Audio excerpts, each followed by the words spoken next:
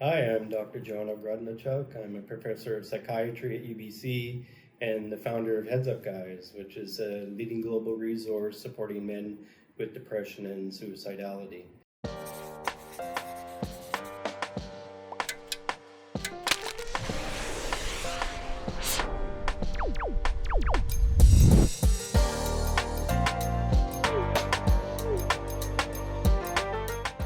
An important statistic that a lot of people aren't aware of is that suicide is actually the second leading cause of death of men under the age of 50 in Canada. And men account for 75% of suicide deaths in Canada and, in fact, across most countries in the world.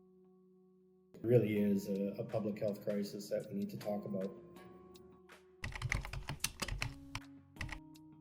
There's a lot of stigma around men's mental health, and a lot of it emerges from this thing that we call masculine socialization. Essentially, how society teaches boys to be men, what they're supposed to do, what they're not supposed to do. You guys need to tough it out, be stoic, a sturdy yoke, don't show any vulnerabilities or weaknesses, don't ask for help. Millions and millions of men suffer from depression, but each guy to himself feels like he's the only one that feels that way, and so he can't share with others, fearing that stigma will really put him in sort of the margins of society. He won't be seen as good enough around by people around him, and thus really won't feel like he's a good man, a good father, a good husband, good colleague at work. And so he just kind of puts this mask on and kind of pretends that everything's okay. Masculine socialization can be a real important barrier for guys getting that help that they need. It feels like they're not a real guy, a real man, if they have to ask for help or show that they're not doing well on their own, that somehow they failed being a man, which is the furthest thing from the truth. Whether you suffer from depression, anxiety, or some other illness, it's got nothing to do about how strong or manly you are. The strongest guys out there can suffer just the same. A lot of the people on my client caseload are from the finance industry, and I think that's a really interesting space for men. There are a lot of men who work in the financial industry, and there's a tremendous amount of pressure that people are under. They're dealing with vast amounts of money, and not their money, it's other people's money. So there's a tremendous burden to not only protect people's money, but to help it grow. That's what they're being paid to do.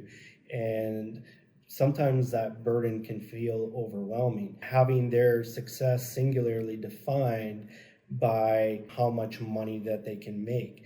And that can sort of intrude on their own personal life, feeling like their only success as a man is how much money they make. And very often that's to the detriment of many other things, including important relationships. It's very common to see broken relationships, strains with children, substance abuse with those in the finance industry, just because their life becomes consumed by making money.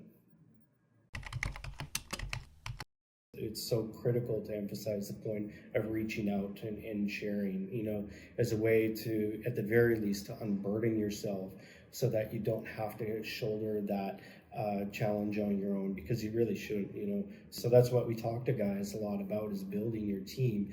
You're not conceding control to somebody else. You're not giving up. You're not demonstrating that you're not good enough.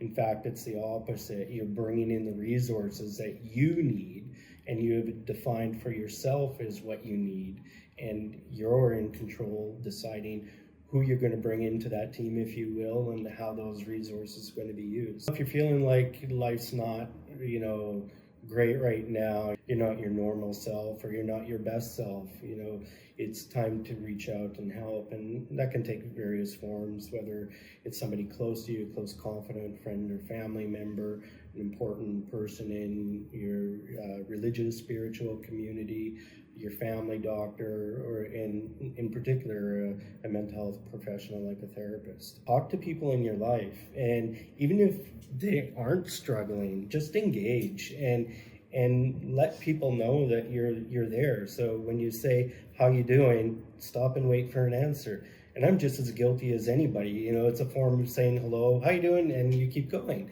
But you know, it's important to slow down and be purposeful and intentional in our interactions with others. And if you do see somebody in your life that you know they're not their normal self, you suspect something might be up, you're probably right. And so just check in with them. And if you're the person struggling and it's like you know that things aren't well, you may not really be able to define exactly what it is, but it's like, I'm not liking life right now. And talk to somebody, share that. Have somebody share the burden with you. And if it's not somebody in your life, say, I don't want to put that burden on them. There are professionals. They're trained to help you with that.